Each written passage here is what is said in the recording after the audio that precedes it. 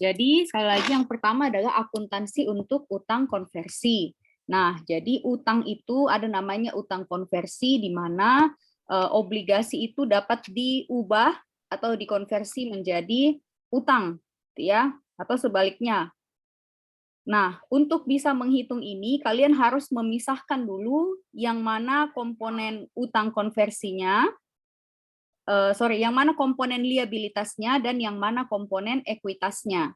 Seperti itu. Jadi harus dipisahkan terlebih dahulu. Nah, cara memisahkannya artinya kalian mesti mengetahui nilai wajar dari utang konversi dengan masing-masing komponennya. Berapa nilai wajar untuk komponen liabilitas, berapa nilai wajar untuk komponen ekuitas. Seperti itu. Jadi kalian harus memisahkan dulu supaya bisa menentukan berapa masing-masing bagian untuk si utang maupun untuk si ekuitas. Ya, jadi kalau obligasi atau utang konversi itu ada dua komponen, ada komponen utangnya, ada komponen ekuitasnya. Jadi ada komponen liabilitas dan ada komponen ekuitasnya. Nah, itu ada di halaman 70 dan 71 ya. Kemudian untuk cara menghitungnya tidak sulit, tinggal dikurangkan saja nilai keseluruhan 2 juta nilai penerbitannya dikurangi dengan berapa present value atau nilai sekarang dari liabilitasnya. Cara mencari komponen liabilitasnya kembali dengan menggunakan cara yang minggu lalu. Saya sudah share caranya yang dipaparkan oleh teman-teman dari kelas C, karena itu yang paling jelas dan lengkap ya. Tinggal kalian cari tabel angka-angka yang ada di tabelnya. Jadi di situ teman-teman tabel sebenarnya kan jelas ya, tadi juga sudah disampaikan oleh penyaji, presenter, tabel 62, tabel 64. Nah, itu semua ada di buku 1 di bab 6. Sudah pernah kita pelajari di akuntansi keuangan 1. Jadi saya harap kalian tidak bingung-bingung, itu kayak contoh halaman 71 di ilustrasi 6 ya ini ya. 0,70843 itu dapat dari mana? Nah, itu sudah jelas ada di tabel 62. Tabel 62 ada di mana? Ada di bab 6 buku 1 Anda. Tinggal Anda melihat, tinggal apakah Anda memahami cara melihat tabel atau tidak. Nah, itu sudah saya jelaskan juga cara melihat tabelnya. Tinggal lihat I atau bunganya yang 9%, lalu cari yang periodenya 4 untuk kasus ini ya. Jadi N-nya 4, periodenya 4, dan bunga atau interestnya 9%. Tinggal cari angkanya. Atau kalau misalnya tidak ada bantuan tabel atau kita tidak bisa open book pada saat mengerjakan soal, ya otomatis harus menghitung sendiri. Cara hitungnya, nah itu ada rumusnya. Ya, bukan minggu lalu sih, baru kemarin saya sudah masukkan lengkap penjelasan kembali dari teman-teman di kelas C. Jadi tinggal nanti kalian lihat kembali rumus yang mana yang dimaksud.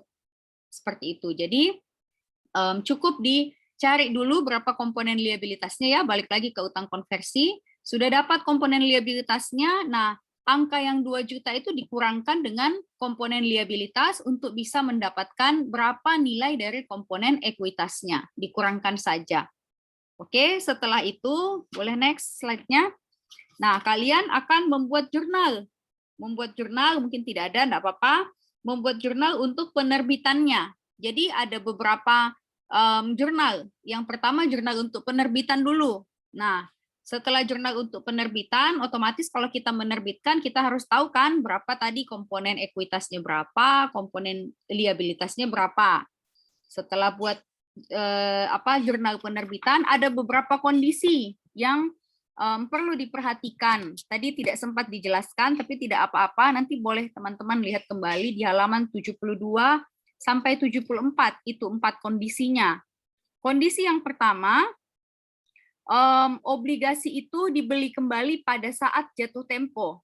Artinya jatuh tempo kalau tadi dia mulai tanggal berapa ini? Di tahun 2011 dengan jangka waktu 4 tahun, artinya nanti dia akan jatuh tempo di tahun 2015 ya. Jadi kalian kondisi yang pertama dibeli kembali pada saat jatuh tempo. Kalau saat jatuh tempo artinya itu nilainya penuh, tetap 2 juta pada saat jatuh tempo. Ya, makanya kalau kalian lihat halaman 72, jurnalnya adalah utang obligasi di debit dan kas di kredit dengan nilai yang full semuanya, 2 juta. Kondisi yang kedua, obligasi dikonversi.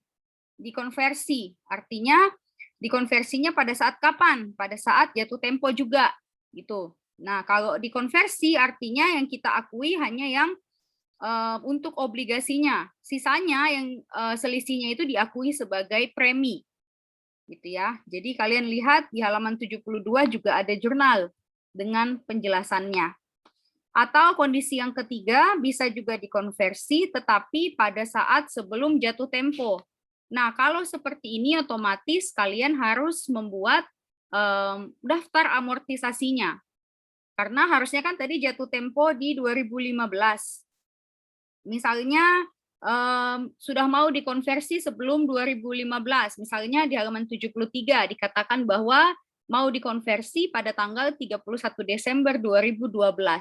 Nah, kalau begitu kita harus tahu berapa nilai tercatatnya ya atau present value-nya di tanggal 31 Desember 2012. Untuk bisa mengetahui itu ya kita harus buat tabelnya. Ya, ini tabelnya cara buatnya sama seperti tabel amortisasi liabilitas yang pernah kita pelajari sebelumnya. Ya, jadi itu 3 kondisi. Kemudian kondisi yang terakhir, pembelian kembali sebelum jatuh tempo. Nah, itu dijelaskan dengan sangat jelas di buku Anda. Tadi tidak sempat, hanya makanya saya sebut kembali ini supaya kalian paham bahwa itu adalah kondisi-kondisi yang bisa terjadi berkaitan dengan penyelesaian obligasi konversi. Ya. Lalu kemudian apalagi yang perlu diperhatikan untuk bab ini karena berkaitan dengan soal nanti ketika tugas MIT, tugas UTS-nya ya. Jadi kalian perlu melihat beberapa hal. Selain itu berkaitan dengan waran, boleh dilihat-lihat saja ya, dipelajari sedikit. Yang paling penting ialah berkaitan dengan LPS itu sendiri atau laba per saham itu sendiri. Bagaimana perlakuannya kalau misalnya ada efek yang sifatnya dilutif, ya itu saya sudah jelaskan di di video pembelajaran walaupun mungkin kurang lengkap, tapi tadi sudah dijelaskan dengan sangat lengkap oleh teman-teman presenter. Nah, untuk perhitungan LPS itu ada di halaman 89 ya. Ada 2 struktur, LPS untuk struktur modal sederhana dan ada LPS untuk struktur modal yang kompleks atau sifatnya lebih komprehen, lebih banyak unsur-unsur tambahannya. Oke, untuk yang sederhana dulu, gampang sekali sebenarnya. Tinggal kalian kalau sudah tahu berapa laba netonya, laba neto itu dikurangi dengan dividen saham preferen ya, berapa dividen yang dibagikan untuk pemegang saham preferen, hasilnya itu lalu kalian bagi dengan jumlah rata-rata tertimbang saham yang beredar. Nah, yang membingungkan itu cara menghitung jumlah rata-rata tertimbang saham yang beredar ini. Bagaimana cara hitungnya? Itu kalian lihat di halaman 91. Ya, jadi berapa sebenarnya total lembar saham yang beredar? Sekarang yang punya buku, buka buku Anda halaman 91. Di slide mungkin ada juga, coba dicari dulu. Nah, ini kalian perlu menghitung rata-ratanya. Untuk bisa menghitung rata-rata, kalian harus tahu bagaimana menentukan fraksi tahunnya. Sekali lagi, untuk bisa menghitung rata-rata, kalian harus tahu bagaimana cara menentukan fraksi tahun. Oke, lihat ya halaman 91 ada nggak ya Cynthia? Ada mungkin ya, yang ini. Tolong ditampilkan. Nah, kita lihat di ilustrasi 16-14 itu adalah data. Ya, itu adalah datanya. Nah, ilustrasi 16-15 ini cara menghitungnya. Jadi kalau ketemu soal yang 16-15 itu deh nggak ada. Jadi kalian harus buat seperti itu untuk menentukan rata-rata tertimbang jumlah saham yang beredar. Oke, lihat soalnya. Tanggal 1 Januari ada saldo awal sebesar 90.000 lembar saham yang beredar. Oke, kemudian 3 bulan berikutnya yaitu di tanggal 1 April ada lagi tambahan saham. Tambahan saham itu muncul dari adanya penerbitan. ya sebesar 30.000. Sehingga per 1 April jumlah saham yang beredar adalah 120.000. Tanggal 1 Juli ternyata ada pengurangan jumlah saham yang beredar. Kenapa? Karena dibeli sahamnya sebanyak 39.000 lembar saham. Sehingga per 1 Juli sisa lembar saham yang beredar adalah 81.000. Nah, kemudian 4 bulan kemudian di 1 November dia terbitkan lagi 60.000 lembar saham dalam bentuk kas. Oke, pokoknya ada 60.000 lembar lah. Nah, sehingga per 1 November ada 141.000 lembar saham yang beredar. Ya, bagi yang tidak punya buku ada di layar saat ini. Nah, saldo akhir per 31 Desember itu 141.000. Artinya dari 1 November ke 31 Desember itu sudah tidak ada lagi tambahan penerbitan ya maupun tidak ada pengurangan karena tidak ada transaksi pembelian saham. Sampai sini paham ya? Nah, sekarang kita hitung per periode-periodenya ketika ada penerbitan maupun ketika ada pembelian saham. Mulai dari 1 Januari ke 1 April. Ya, di situ ada 90.000 lembar saham yang beredar. Oke, masukkan nilai yang 90.000, lalu fraksi tahunnya dihitung dari 1 Januari ke 1 Februari itu 1 bulan, 1 Februari ke 1 Maret 1 bulan, 1 Maret ke 1 April 1 bulan. Jadi ada 3 bulan dari total 1 tahun.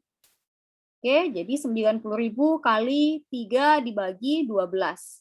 Hasilnya saham tertimbangnya adalah 22.500.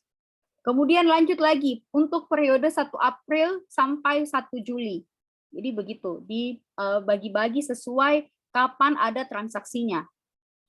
Nah, di 1 April sampai 1 Juli itu total saham yang beredar adalah 120.000. Totalnya keseluruhan sampai 1 Juli. Sampai 1 Juli ya, artinya sampai sebelum ada pembelian saham yang 39.000. Nah, sama 3 bulan, kebetulan sama. Jadi 1 April ke 1 Juli itu ada 3 bulan dikali dengan 120.000 dibagi dengan 12 atau 120.000 kali 3 bagi 12. Hasilnya adalah 30.000. Lanjut 1 Juli ke 1 November, ya lihat itu adalah total saham yang beredar adalah 81.000. 1 Juli sampai 1 November itu ada berlangsung selama 4 bulan. Ya, lalu dikali dapat 27.000. Dan terakhir adalah dari 1 November ke 31 Desember itu ada 141.000 total saham yang beredar.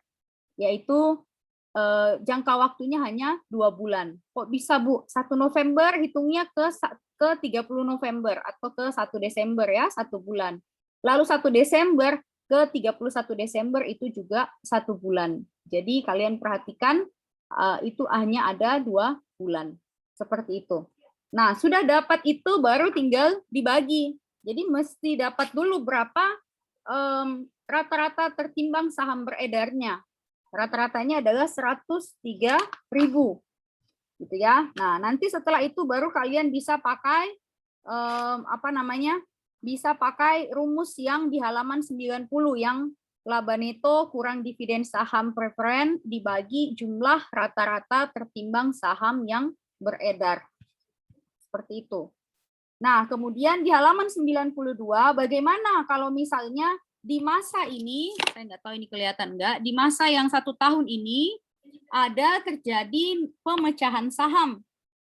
Nah, kalau terjadi pemecahan saham, lihat halaman 92, ada nggak kamu buat, Cynthia? Kalau ada boleh ditampilkan. Jika terjadi pemecahan saham, oh nggak ada. Maka ya otomatis kalian harus membuat yang namanya penyajian kembali. Buka halaman 92 yang punya buku. Penyajian kembali ini dilakukan bagi atau untuk periode-periode yang belum terkena pemecahan saham. Jadi contoh halaman 92, soalnya kan tabel atau ilustrasi 1616. Ilustrasi 1616, kalian lihat itu adalah soal. Nah, pemecahan itu baru dilakukan di tanggal 1 Juni. Pemecahan baru dilakukan di tanggal 1 Juni. Sehingga saham yang beredar sebelum tanggal 1 Juni itu belum kena efek pemecahan saham. Jadi dia belum dipecah. Mulai tanggal 1 Januari sampai 1 Juni itu belum ada pemecahan. Sehingga perlu dilakukan yang namanya penyajian kembali. Sesuai dengan berapa kali dipecah sahamnya. Seperti itu.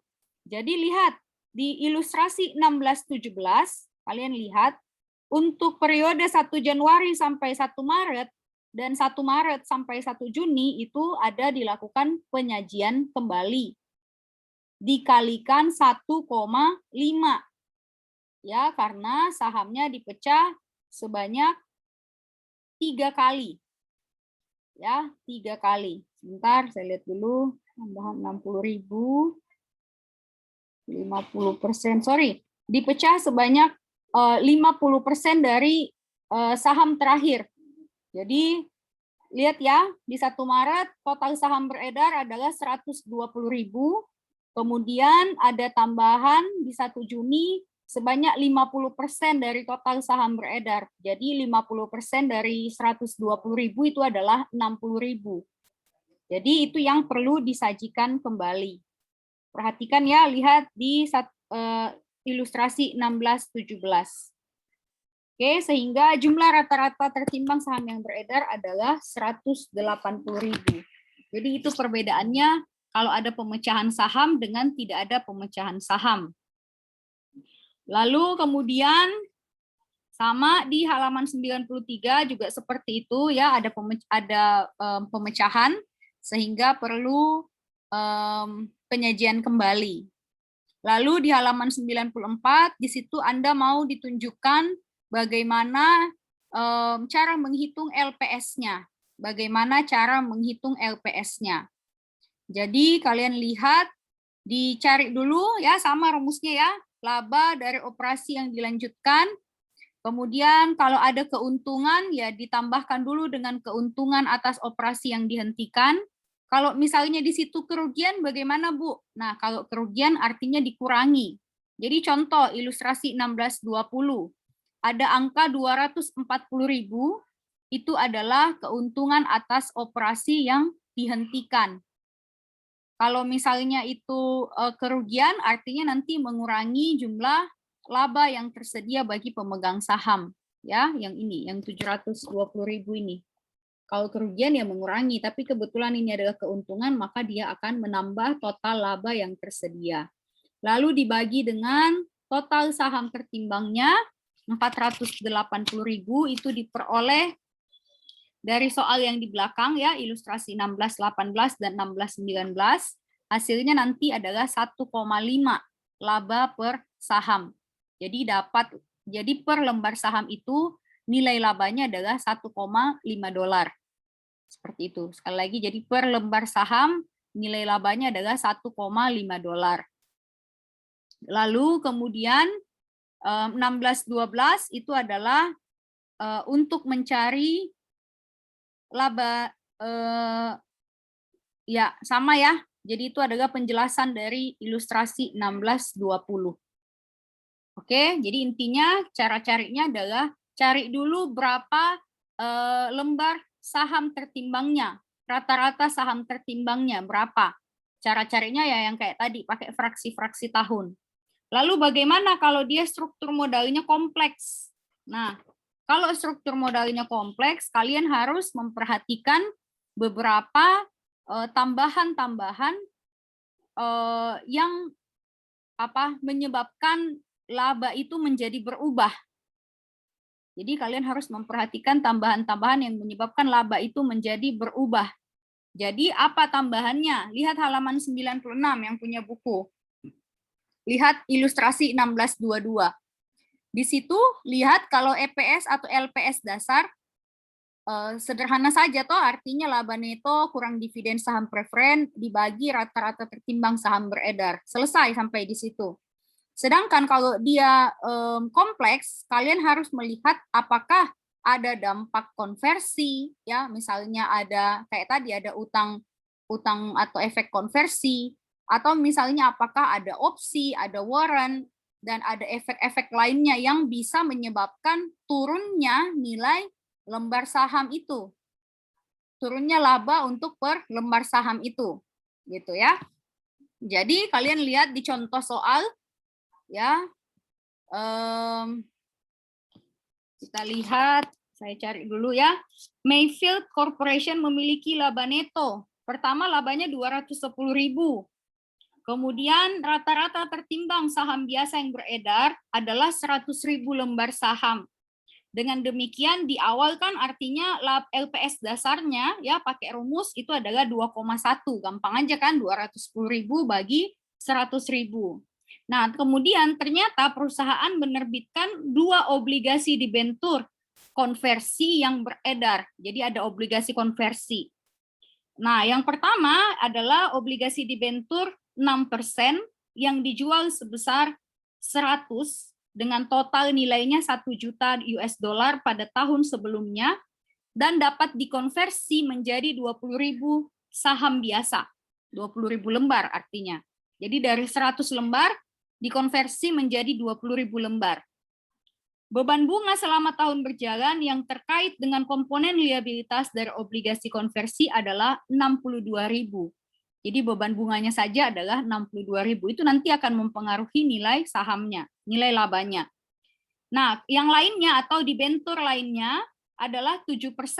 Jadi ada obligasi 7% yang dijual sebesar 100 dengan sama totalnya 1 juta pada tanggal 1 April tahun berjalan dan dikonversi menjadi 32.000.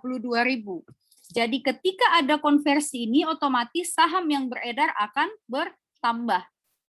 Jadi tadinya saham beredar hanya 100.000, lalu kemudian ada penambahan 20.000, kemudian ada penambahan lagi 32.000 dan seterusnya.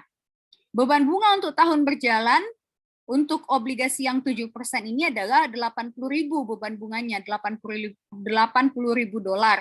Dan tarif pajaknya adalah 40%. Nah, kalian harus perhatikan cara menghitungnya itu semua dijelaskan dengan sangat lengkap di buku kalian halaman 96. Jadi hati-hati ketika saya menjelaskan lebih pada satu topik tertentu, biasanya nanti soalnya ya yang seperti itu. Sehingga kalian harus benar-benar memperhatikan cara pengerjaannya seperti apa. Ya, jadi lihat di situ diberitahukan perhitungan laba netonya dulu. Jadi tadinya lihat ya ilustrasi 1623. Tadinya laba netonya hanya 210.000. Tetapi karena ada obligasi 6% dan 7% itu, maka laba neto berubah menjadi 283.200. Cara ngitungnya gimana, Bu? Lihat sendiri caranya. 62.000 itu dari beban bunganya dikali dengan 1 kurang 0,4 atau tarif pajaknya. Sedangkan 80.000 kali 9 per 12, kenapa 9 per 12? Karena untuk obligasi 7% itu baru dimulai di tanggal 1 April. Sehingga perhitungannya hanya 9 bulan sampai 31 Desember. Oke? Maka dapat hasil 283.200 dolar untuk total labanya. Jadi laba yang bisa kita bagi nanti adalah sebesar 283.200 dolar. Ya. Nah, sedangkan untuk saham yang beredar, tadi saya bilang di awal adalah 100.000. Tetapi karena 2 obligasi tambahan tersebut itu menyebabkan adanya juga tambahan saham, ya, maka kita tambahkan dulu untuk yang 6%, untuk obligasi yang 6% itu ada 20.000 lembar saham bertambah, sedangkan untuk yang 7% itu adalah 24.000. Kenapa, Bu? Orang di soal 32.000, ya kan kalau kita lihat soal, karena sekali lagi obligasi yang 7% itu dimulai di tanggal 1 April. Artinya yang 32.000 itu full untuk setahun. Sementara ini baru dimulai di 1 April. Jadi hanya 9 bulan. Seperti itu. Sehingga total saham yang beredar menjadi 144.000. Lalu nanti tinggal dibagi, ya. Lihat ilustrasi 1625, lihat perbedaannya. LPS dasarnya 2,1 dari 210.000 bagi 100.000 lembar, ya kan? Nah, kemudian LPS yang berikutnya sekarang itu menjadi 1,97. Kenapa? Karena laba yang bisa dibagikan bukan lagi 210.000, melainkan menjadi 283.200 dolar, sedangkan saham yang beredar bukan lagi hanya 100.000, melainkan menjadi 144.000. Di sini terjadi yang namanya efek dilutif, atau penurunan nilai laba per saham. Dari laba per saham dasar 2,1 menjadi 1,97. Jadi itu, di situ terlihat yang namanya efek dilutif. Ya, nah itu untuk struktur modal kompleks. Kalau dia kompleks artinya ya bisa dari beberapa sumber, bukan hanya dari laba operasi saja, tetapi juga laba bisa kita peroleh dari adanya obligasi, adanya efek-efek lainnya. Oke, itu yang perlu Anda perhatikan ya. Selebihnya bukan berarti tidak diperhatikan, tetapi selebihnya itu teman-teman cukup melihat kembali ya, nanti karena lebih mudah untuk dipahami. Jadi nanti kalian tinggal baca kembali. Adapun kalau kalian tidak paham, silahkan ditanyakan di grup kita di WhatsApp. Oke, sampai sini materinya. Ada pertanyaan? Ada pertanyaan kah? Oke. Terima kasih untuk kelompok presenter ya sekali lagi. Nah, silahkan nanti teman-teman boleh lihat kembali juga ada beberapa perhitungan di halaman 111 sampai 113 itu boleh menjadi referensi kalian ya untuk contoh-contoh perhitungan laba per saham, di mana laba per sahamnya kena dampak karena ada efek-efek tambahan sehingga laba per sahamnya mungkin turun atau mungkin ya intinya jadi berubah seperti itu ya. Jadi nanti tolong dipelajari sendiri. Cukup ya? Ada pertanyaan sampai sini? Kalau tidak ada saya cukupkan. Ini recordingnya saya stop, nanti boleh ditonton kembali untuk penjelasannya, langkah-langkahnya ya.